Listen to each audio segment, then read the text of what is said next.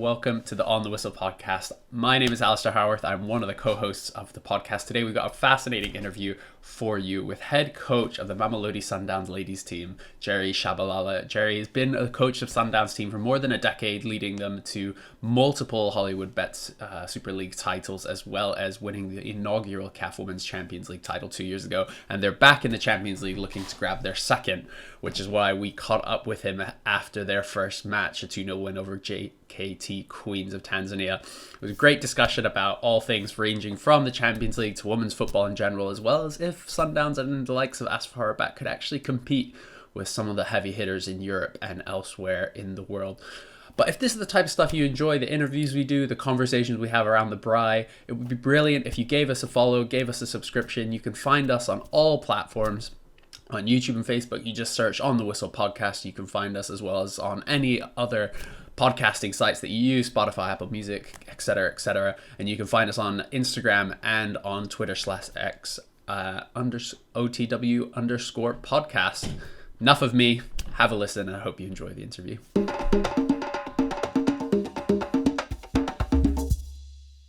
Coach, thanks so much for joining us today. We're obviously you're calling in from the Ivory Coast after a solid first win in the CAF Women's Champions League with Sundowns, going into your third successive competition. Just first off, you had a solid win against JKT Queens from Tanzania, 2-0 win. How are you feeling coming into this tournament? How are you feeling going into the rest of the group stage and hopefully beyond into the knockouts? Yeah, Alasdair, thank you for having me. It's a pleasure for me to be here. Yeah, look, what a very, very tough game. Like you just said earlier on, the first half was very, very tricky. We weren't expecting them to be a side that will match us pound for pound. But, first half it was a bit scrappy. But I think there's a lot of things that could have caused that. The traveling in between, we never had enough rest. But as a team, we responded quite well, and we managed to get a goal, especially during a very critical time, which it was about around 41st minute. And credit must go to the girls in terms of how they've applied themselves, especially first half. Yeah, and coming into this tournament, this is the third Women's Champions League in that CAF have been running. Obviously, you guys were the first champions, the inaugural champions 2 years ago with that 2-0 win against Sundowns Ladies in the final. Last year, you made it to the final again, but only to lose to ASFAR Rabat. So, for you guys coming into the tournament now, what are the expectations? How do you manage coming into such a short tournament when you'll expected to be making it to the final, at least, if not winning it? Yeah, look, the previous two tournaments, there's a lot of difference compared to this one. And this one, we find ourselves in Group A with all the teams that are in our group are debutants, and it gives us a bit of an edge over them. But, in a game of football, there's nothing like that. It's 11v11 in the field of play. But with the experience that we've got from the two previous tournaments, surely a lot of people are taking us as favorites, But like I always tell the guys, that shouldn't go into our head. We should stay grounded. We should just keep on focusing on ourselves and focusing on the job at hand, And yesterday as well, it also proved that the experience that we've gained from this tournament, it came in handy for us, especially second half, in terms of we understand now that if things are not going our way, we need to manage the game better. And as a coach as well and as a technical team, we also learned that we need to manage the players better in terms of rotating the squad because of the number of games that we'll play in a very short space of time. So there's a lot of learning that's taking place in this tournament. Yeah, and obviously you said you're in a group with 3 debutants. There's 4 debutants at the tournament, and then AS Mande from Mali is their second, and then it's you guys and ASFAR Rabat coming in, both your third tournament.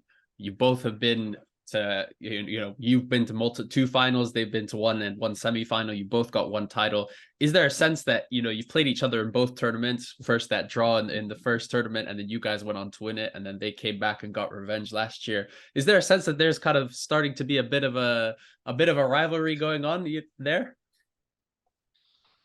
A little bit. There's that thing that you say, yeah, it's a rivalry, ASFAR and all that. Because when you remember the inaugural one, we've played them in the group stages, where there was no winner between us and them. We played a draw, but we went all the way to win it. And last year they came out like house on fire. They came out very, very strong, which they managed to win. But for us, it's not about revenge or whatsoever. Like I said, it's about focusing on the vision, which is to win the championship, you know.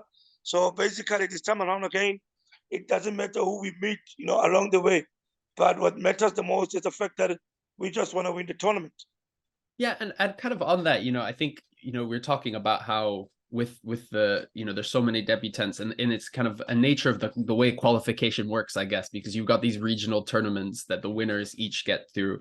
And so it kind of really only rewards the likes of yourselves and Rabat who've got ASFAR, who've got that, big investment into your clubs where you can kind of consistently put out, really strong teams. You talk about how, there's a bit of a rivalry there.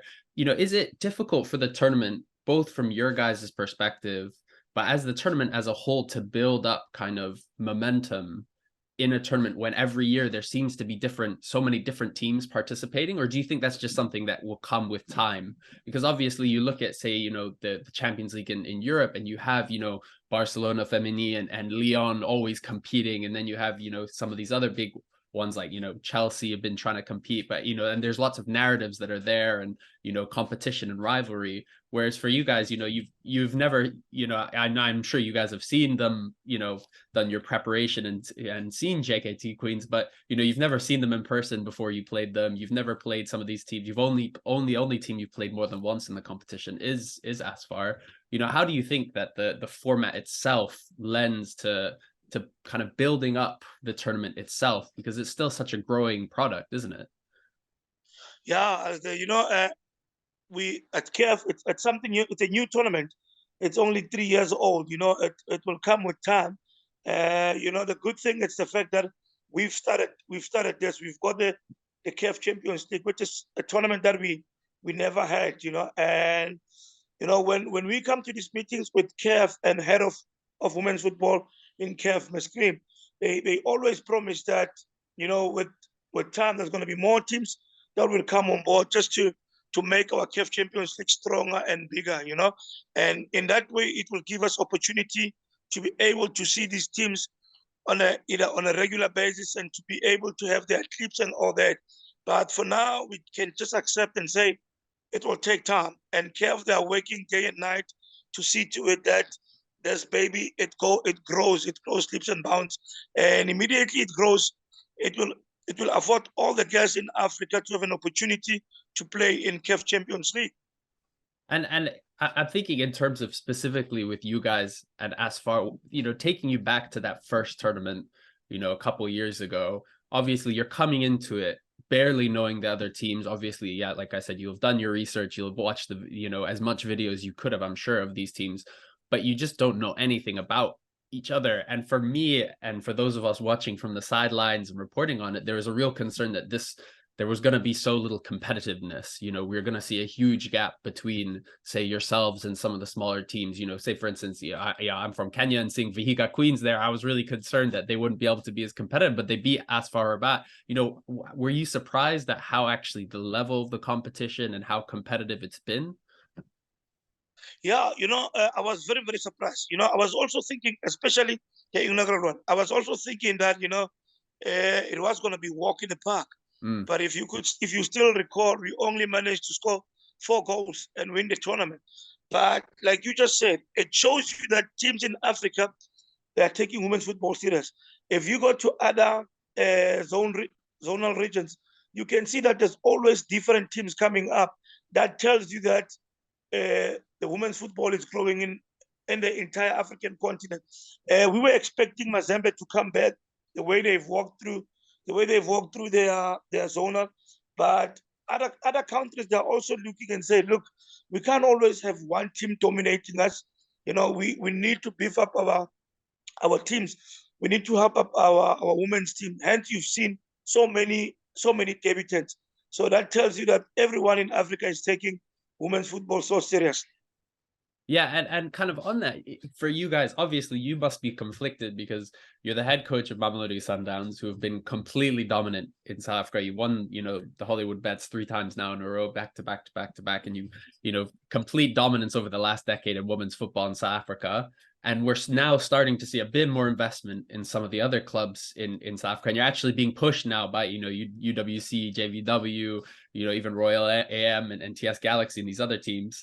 For you, do you see this as a good thing, or is it also not a good thing? Because suddenly it's not a given that Sundowns will win, but actually the quality of the football is increasing everywhere you look. I think it's a good thing. It's a very, very good thing. We know that when the competition is competitive at home, back at home, us going out to Africa, we would know that we're gonna expect the same competition or even the stronger opposition compared to what we had at home. But what Royal AM, TX Galaxy, and UWC are doing back at home, it's really good for us. It's giving us that confidence to say, if we come to this competition, we play teams that's similar to in terms of competitiveness. We play teams like your UWC, and we've managed to beat them. When we face this kind of competition here in Ivory Coast, it's not going to come as a shock. We would be ready for it to say, look, this team is more or less in the same strength as your UWC, your TX Galaxy. So the girls, mental-wise, they would also be ready for that kind of competition.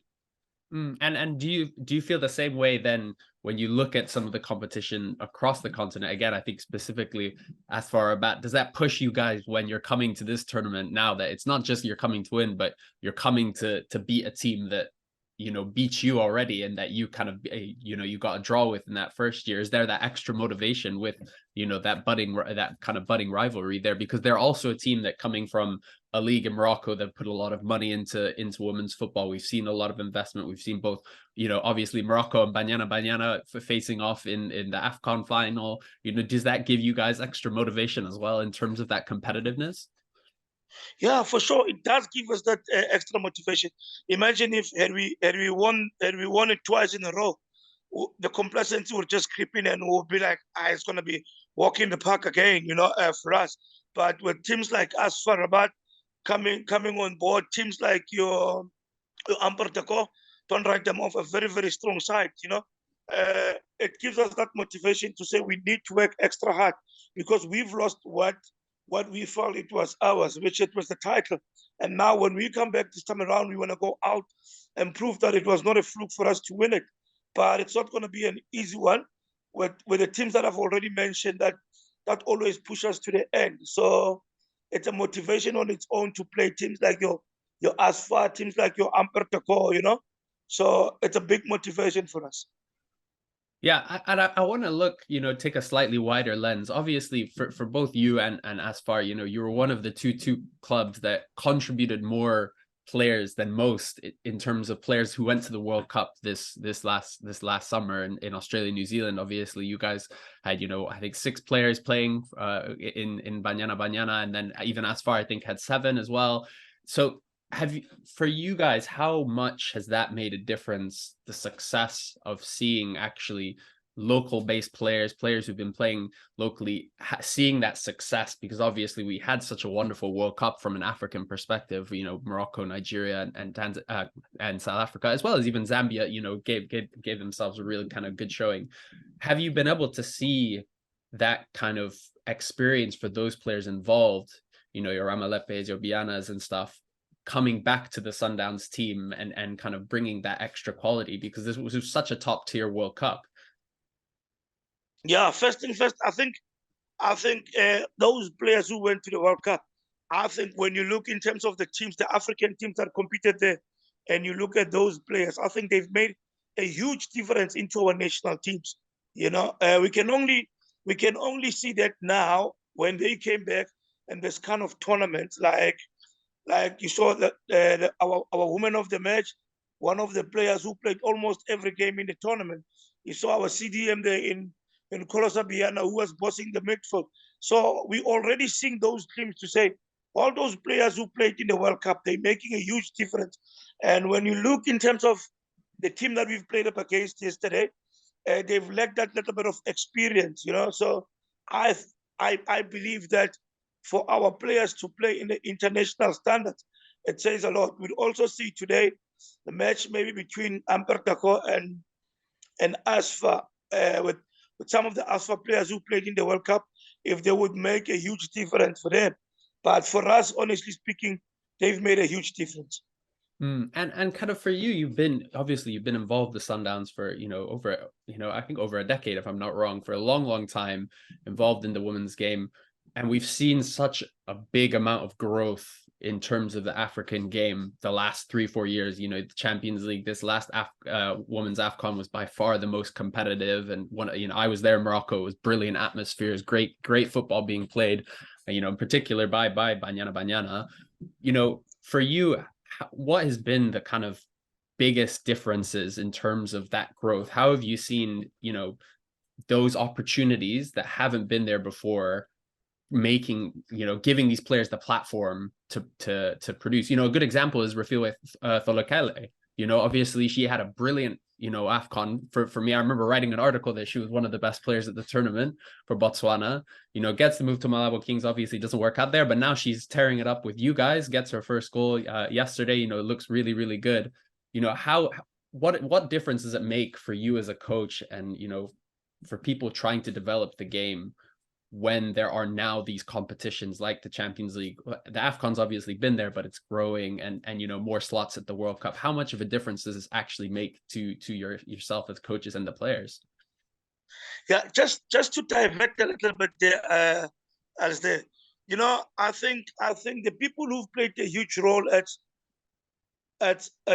your media, the media guys, especially TV wise, us, most of our games being televised, and it's one of the things when I look back 10 years ago, when I was still involved with Mpumalanga Ladies, no one knew about anything about women's football back then. And the more you show these games on TV, the more the younger kids, they get exposed, they get to see players that are playing. It also attracts the younger ones to say, here's something that I can start and career out of, and it attracts a lot of younger ones to start taking football serious, to say, if I could train well, maybe one day I'll see myself playing for Mamelodi Sundowns.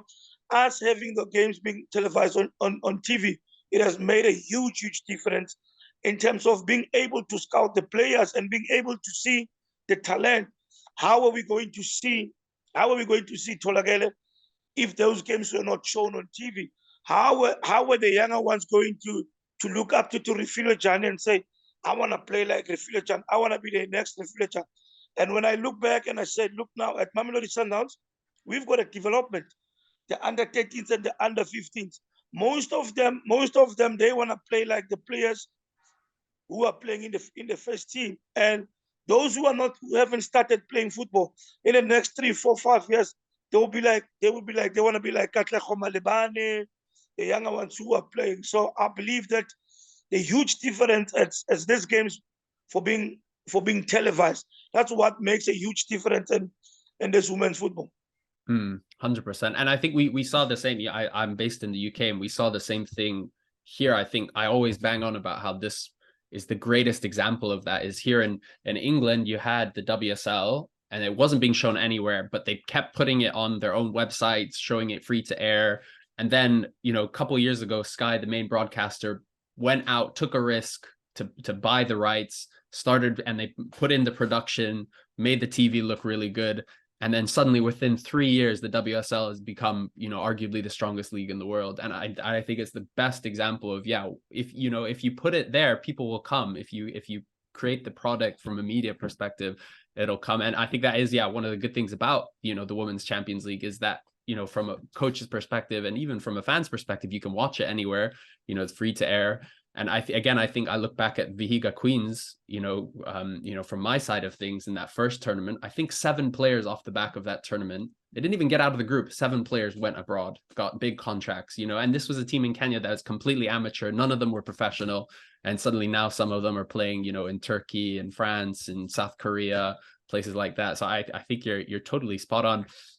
Jerry, I know this might be a bit preemptive because, you've only won 1 game. And I don't want to get you guys ahead of yourselves, but I'm sure you know this, but the International Federation of Football Statistics classed Mamelodi Sundowns Ladies as the 27th strongest team in the world, ahead of the likes of Manchester City, Houston Dash, San Diego Wave, some big WSL and NWSL teams. Earlier last year, Gianni Infantino said that they're looking into putting together a Club World Cup eventually for on the women's side of things.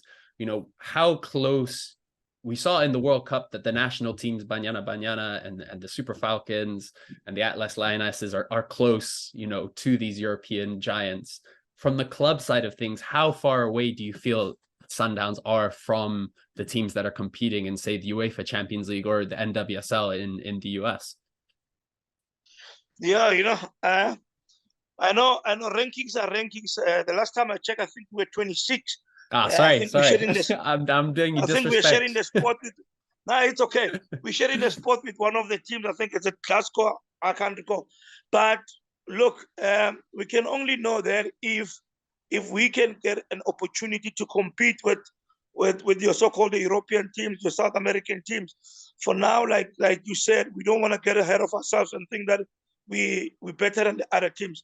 But if that Club World Cup comes, we want to be the first team in Africa to go out and represent Africa. Hence, you see that whenever we play this CAF Champions League tournament, we always try to win it, so that should it happen that Club World Cup is coming, we'll be able to gauge ourselves and say, look, now we know where we are in terms of when we compare ourselves to some of the European teams, the so-called your Barcelonas, then that's when we'll be able to tell and say, no, we're not that far away from them, or we are far away from them.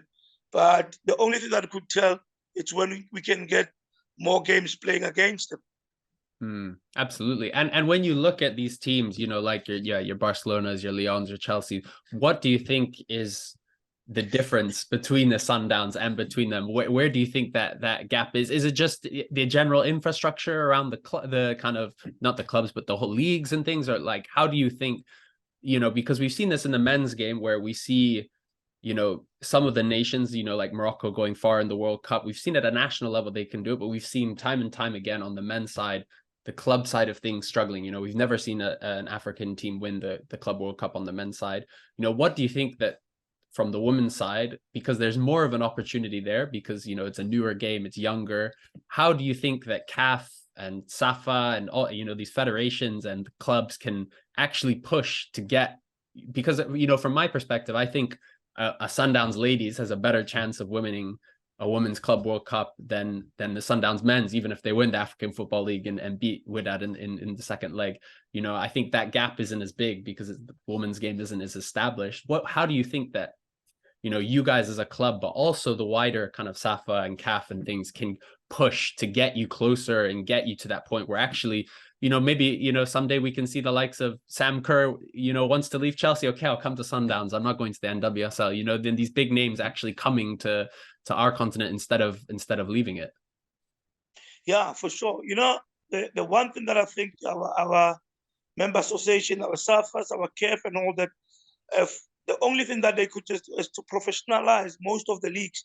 I think that's where we're lacking. If we could have most of our league being professional, I think we can match. I think we can match all the other European teams, because they're very fortunate that most of their leagues, they are professional.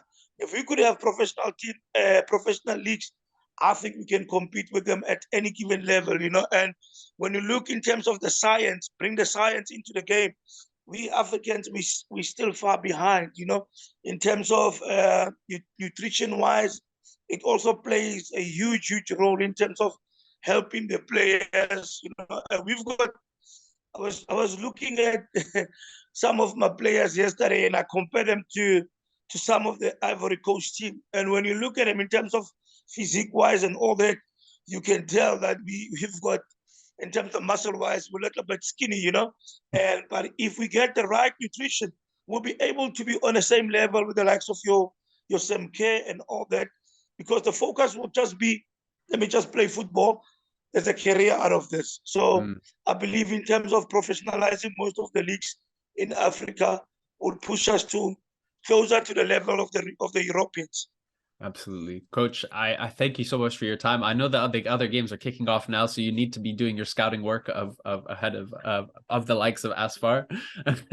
So thank you so much for coming to chat to me. I'm sure we'll speak later, and really looking forward to seeing how Sundowns get on, later in the tournament. Thank you so much. Yeah, thank you for having me. I feel like we haven't talked much. We'll have another one soon.